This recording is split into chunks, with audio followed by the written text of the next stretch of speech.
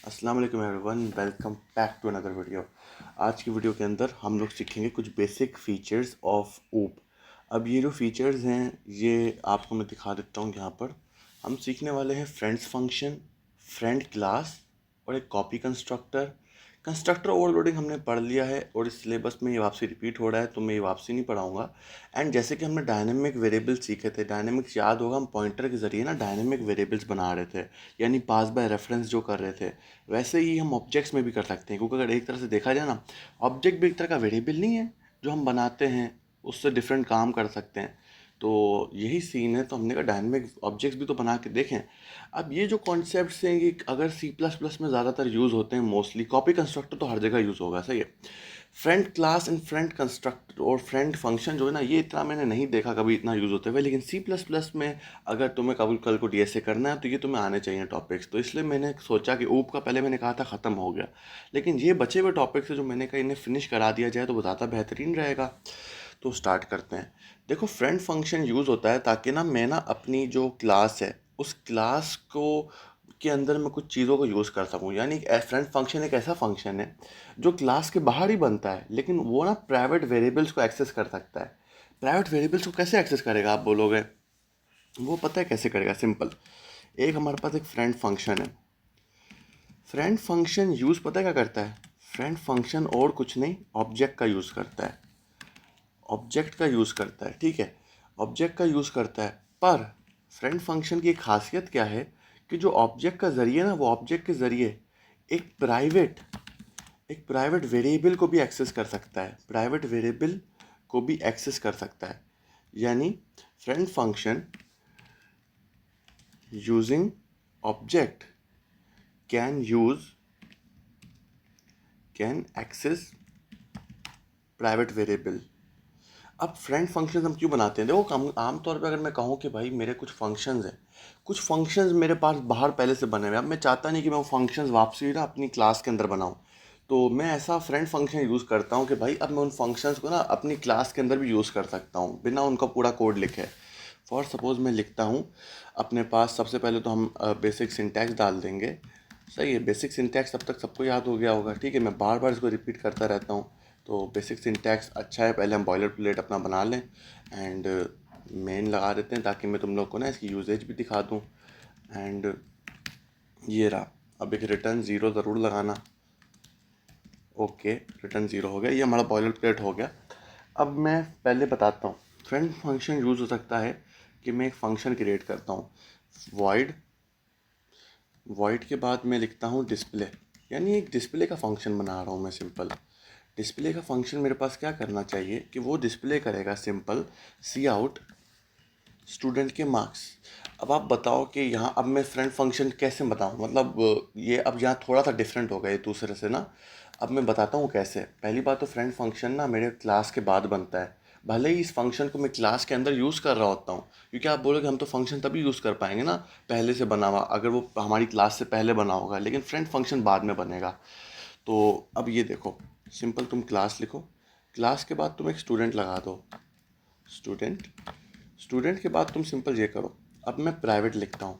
आमतौर पे तुम लोग अगर प्राइवेट बनाते हो, या मैंने तो वैसे कहा था कि तुम ना प्रोटेक्टेड बनाओ वेरिएबल्स, लेकिन प्राइवेट बनाते हो तो प्राइवेट में मैंने ना मार्क्स होते हैं स्टूडेंट के ना, मार्क्स होते हैं। और मार्क्स हमारे पास इंट में होते हैं, इंट।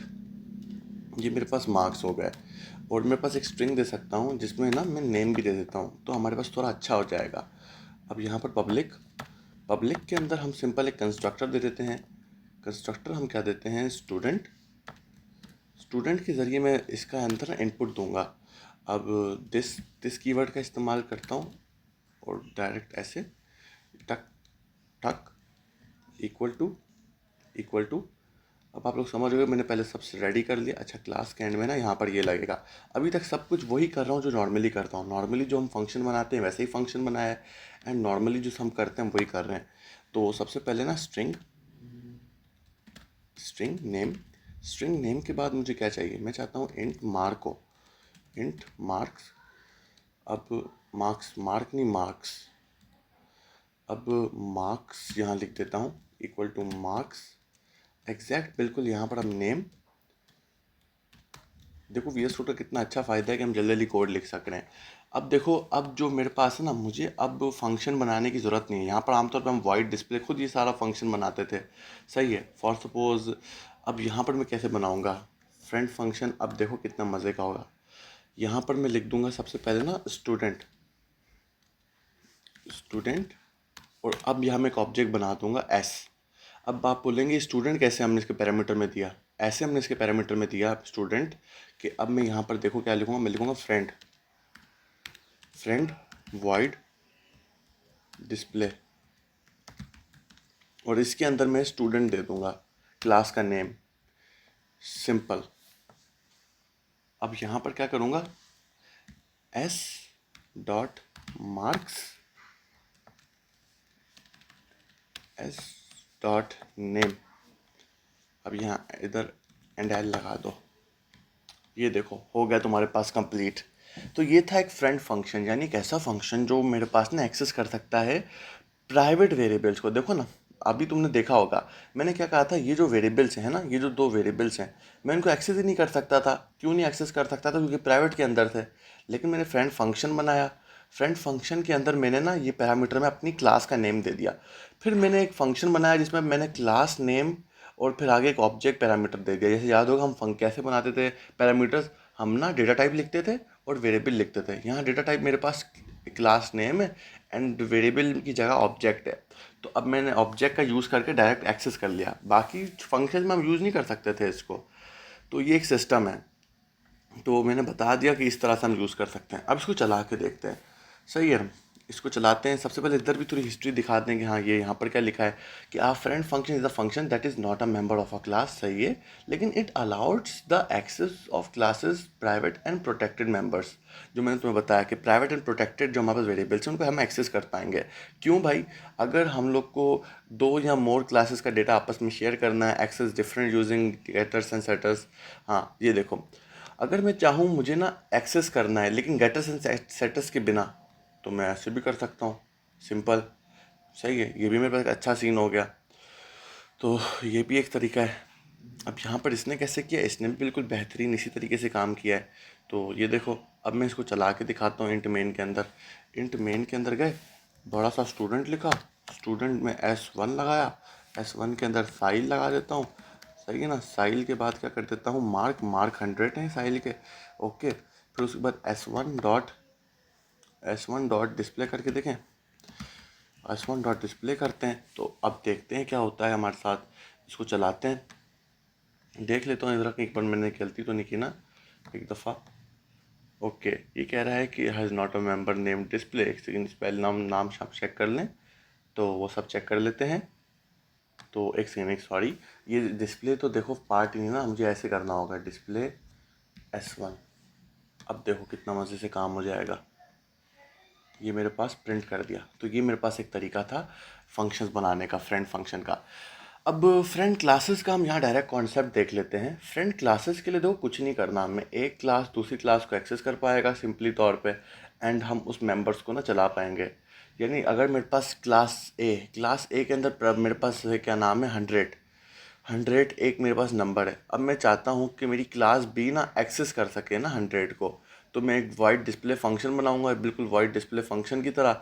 एंड क्लास ए का जो मैंने क्लास का नाम ए रखा है, ए ऑब्जेक्ट डॉट नंबर, तो एग्जैक्ट। अब मैं यहाँ पर बना के दिखाता हूँ, एग्जैक्ट वही कॉन्सेप्ट है जो अभी तक मैंने इस फंक्शन में यूज़ किया था ना। अब मैं ऐसा करता हूँ, ये सारा कोड खुद तो लिखूंगा नहीं, मैं इसको बैट में खुद ही कॉपी पेस्ट करता हूँ। तो एक सेकंड, जैसे कि हम देख सकते हैं कि ये बिल्कुल वैसा ही कॉन्सेप्ट है। अब बताऊँ हम जो फ्रेंड क्लास है वो क्यों यूज़ करते हैं। हम कहते हैं कि अगर मेरे पास कोई क्लास है, वो क्लास चाहती है एक्सेस करना वेरिएबल्स को किसी और क्लास के, तो मैं ऐसे कर सकता हूँ। जैसे कि मेरे पास एक सिंपल, अगर मेरी क्लास भी है, क्लास भी चाहती है कि मेरे ना वेरिएबल्स हैं, मेरे वेरिएबल्स हैं एक नंबर, इंट नंबर। अब क्लास ए का इंट नंबर को ना क्लास बी एक्सेस करना चाहती है, तो वो सिंपल लिखती है कि भाई क्लास ए के अंदर लिख दो कि भाई सुन, क्लास है तेरे पास एक क्लास बी है फ्रेंड, तो अब ये तेरा फ्रेंड है ना क्लास बी, इसकी अब एक्सेस कर सकता है तेरी सारी चीज़ें। तो मैं सिंपल अब इजीली वही फंक्शन जो मैंने बाहर बनाया था उसी तरीके से मैं एक्सेस कर सकता हूँ अपना क्लास बी के, अब उसको क्लास बी के अंदर, सही ना, क्लास ए की चीज़ों को। तो ये बड़ा अच्छा सिस्टम है। अब मैं इसको चला के भी दिखाऊँ ना, तो बिल्कुल ऐसा सिस्टम है। इसको अभी ऐसे कंट्रोल प्लस जी कर दो, और ये करो अभी के लिए इसको। मैं सबसे पहले ऐसा करता हूँ, ऐसा करेंगे, इसे लिख देंगे B1, सही है ना, B1। अब B1 डॉट डिस्प्ले करेंगे तो आप देखेंगे क्या होगा। अब अच्छा, B1 डॉट डिस्प्ले भी ना तभी चलेगा जब ना मैं क्लास A का ऑब्जेक्ट दूंगा अंदर, तभी काम चलेगा। तो क्लास A का ऑब्जेक्ट देना पड़ेगा इसको, तो तभी काम चलेगा। तो मुझे ना A1 बनाना पड़ेगा। अब मुझे देखना है कि मेरे पास कंस्ट्रक्टर है, इसके अंदर कंस्ट्रक्टर नहीं है लेकिन फिर भी काम कर जाएगा क्योंकि मेरे पास वैल्यू है। तो मैं इसको डायरेक्ट A1 दूंगा, तो A1 दूंगा तो ये काम कर जाएगा। देखो काम कर गया। तो ये था, इस तरीके से तुम एक्सेस कर सकते हो एक क्लास का वेरिएबल दूसरी क्लास के ज़रिए। तुमने पूरी की पूरी क्लास का जो ऑब्जेक्ट है ना वो उठा के क्लास बी के डिस्प्ले फंक्शन में डाला और जो जो डिस्प्ले के अंदर प्रॉपर्टीज थी वो उसने डिस्प्ले कर दी। अब कॉपी कंस्ट्रक्टर पढ़े ना, कॉपी कंस्ट्रक्टर भी कुछ ऐसा ही है। कॉपी कंस्ट्रक्टर, अच्छा कॉपी कंस्ट्रक्टर से पहले डायनेमिक बता देता हूँ। देखो डायनेमिक वो ये थी कि भाई डायनेमिक कंस्ट्रक्टर कुछ नहीं है। डायनेमिक जैसे याद हो कंस्ट्रक्टर एंड डिस्ट्रक्टर सिखाया था ना मैंने, कि अगर मैं ऐसे करता हूँ अल्ट, अंदर से सब मिटा दो, अंदर से सब मिटा दो, एंड ये जो है ना इसको भी मिटा दो, एंड यहाँ पर ये लगा दो डिस्ट्रक्टर। अब डायनेमिक कंस्ट्रक्टर क्या है, मैं चाहता हूँ कि मेमोरी में हमेशा हमेशा के लिए मेरी कोई चीज़ रह जाए, हमेशा हमेशा के लिए मेरा कंस्ट्रक्टर मेमोरी में रहे। मतलब मेरा एक क्लास है ना, उसका ऑब्जेक्ट हमेशा मेमोरी में रहे। तो मैं ऐसे बना सकता हूँ अपना ऑब्जेक्ट ना, student S1 equals to new keyword use करो, स्टूडेंट लिखो, एंड स्टूडेंट के बाद जो मेरे पास ये वैल्यूज़ थी वो वैल्यूज़ दे दो। तो ये मेरे पास एक डायनेमिक कंस्ट्रक्टर था। अब डायनेमिक कंस्ट्रक्टर है ना ये, मतलब ये मेरे पास एक डायनेमिक ऑब्जेक्ट है। अब डायनेमिक ऑब्जेक्ट बन के कुछ नहीं है, इसका पता फ़ायदा क्या है, मेमोरी में हमेशा याद रहेगा कि S1 एक है। तो मैंने यहाँ इसलिए डिस्ट्रक्टर बनाया कि भाई एक बार ये यूज़ हो जाए ना तो डिस्ट्रक्ट कर दो। तो फ़ायदा वैसे टूट गया कि डायनेमिक के साथ तुम डिस्ट्रक्टर लगा देते हो। तो ये डायनेमिक कंस्ट्रक्टर था। एंड आखिरी चीज़ दिखा देते हैं, आखिरी चीज़ वैसे मैं कहूँगा इसमें तुम नोट्स पढ़ लो, ज़्यादा ईजी है, because in the end it is not that much of a topic for you. अगर तुम C++ में DSA नहीं करते तो टॉपिक तुम्हारे लिए नहीं है। एंड इन द एंड मैंने भी आज तक जितनी प्रोग्रामिंग की मैंने भी इनको कभी इतना यूज़ ना के बराबर ही किया है, सही है। तो ये एक बड़ा सिंपल सीन है। कॉपी कंस्ट्रक्टर यहाँ पर भी एक क्या नाम है हमारे पास बना हुआ है, तो हम कॉपी कंस्ट्रक्टर का इस्तेमाल कर सकते हैं। ये कंस्ट्रक्टर ओवरलोडिंग आपको सिखा दी थी लास्ट वीडियो में, वापसी रिपीट नहीं करेंगे। तो अच्छा देखो, कॉपी कंस्ट्रक्टर कुछ नहीं होता, मतलब तुम एक ना सिंपल कंस्ट्रक्टर बना देते हो, कंस्ट्रक्टर बनाते हो, कंस्ट्रक्टर के बाद ना तुम ना एक पैरामीटर सेट करते हो। पैरामीटर जो सेट होता है ना, कॉन्स्ट देते हो तुम उसको। कॉन्स्ट के बाद तुम एक अपनी क्लास का नेम लिखते हो एंड OBJ ये लगाते हो। यही तुम्हें याद होगा, ये एड्रेस ऑपरेटर याद है तुम्हें, एड्रेस ऑपरेटर का इस्तेमाल करते हो। एंड अब पता क्या होगा, अब मैं समझो मेरे स्टूडेंट है, स्टूडेंट में ऑब्जेक्ट A1 और ऑब्जेक्ट B1। अब B1 को चाहिए कि मेरे पास ना A1 के अंदर जो नेम है मेरे पास भी वो आ जाए।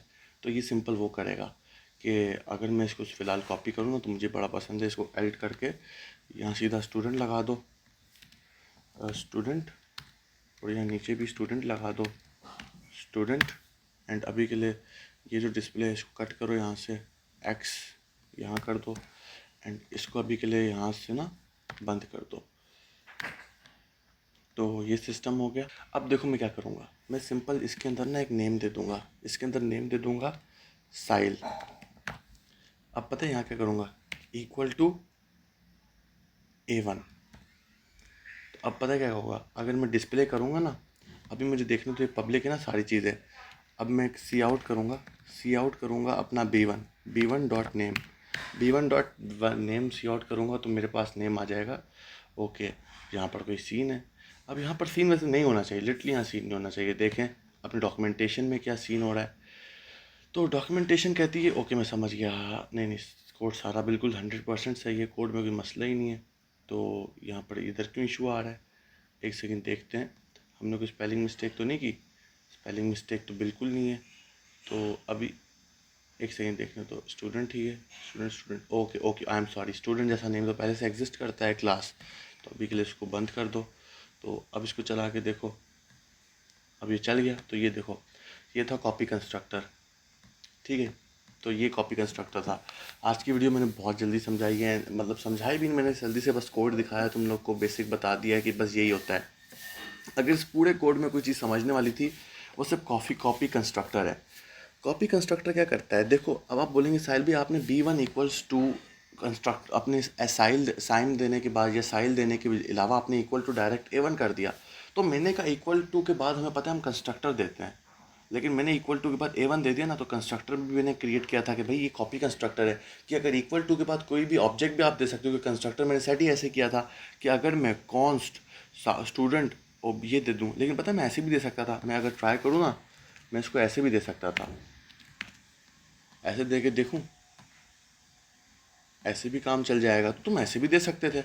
देखो ना, ये ट्रिक तो डॉक्यूमेंटेशन में भी नहीं, तो तुम ऐसे भी दे सकते हो, क्योंकि मैंने देखो दो तरह के कंस्ट्रक्टर बनाए थे।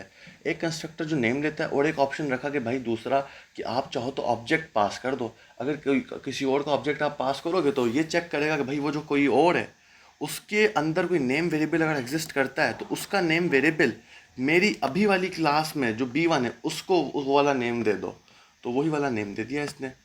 तो ये सिस्टम सीन था।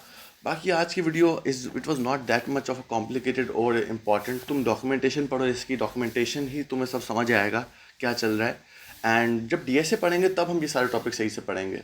ये मैंने फिर भी पढ़ा, मेरी चेक लिस्ट थी तो मैंने इसको बनानी थी इस पर वीडियो, तो ये सीन था आज की वीडियो। मैं मानता हूँ शायद सही एक्सप्लेन ना हो या काफ़ी चीज़ें निकली गई हों, लेकिन in the and I say that इसके बाद हम इंपॉर्टेंट चीज़ों पे आएंगे, तो इंपॉर्टेंट चीज़ों की तरफ हम देखेंगे, एंड DSA के टॉपिक्स वक्त हम ये पढ़ेंगे। अभी तक तुमने जो पिछला लेक्चर 12 एंड 13 पढ़ा है उतना काफ़ी है तुम्हारे लिए ना ऊप समझने के लिए। तो कुछ समझ अगर नहीं आता तो प्लीज़ प्लीज़ आई से अगेन कि भाईजान मुझे आप मैसेज करो, मुझे आप कमेंट करो, तो मुझे समझ आएगा आपको क्या समझ नहीं आया, मुझ पर अलग से वीडियो वापसी बनाऊंगा, कोई मसला ही नहीं है। सही है, तब तक के लिए अपना ख्याल रखना। अल्लाह हाफिज़।